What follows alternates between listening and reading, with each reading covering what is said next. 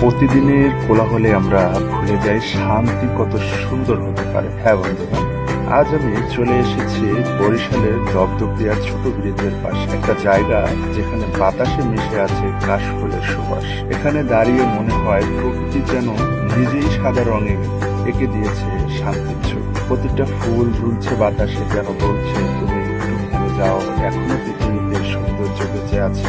দপদপিয়া ছোট ব্রিজের এক পাশে ব্যস্ত শহর আর অন্য পাশে এমন নিঃশব্দ প্রকৃতি, দুয়ের মাঝে দাঁড়িয়ে বোঝা যায় জীবনের ভারসাম্য এখানেই লুকিয়ে আছে। এই কাশফুল, এই নদী, এই বাতাস সব মিলিয়ে যেন এক টুকরো শান্তির কবিতা। এই জায়গায় এসে মনে হয় আমরা যত দূরই চাই না কেন ফিরে আসতে হয় প্রকৃতির কাছে, কারণ প্রকৃতি কখনো শব্দ করে না, শুধু শেখায় কিভাবে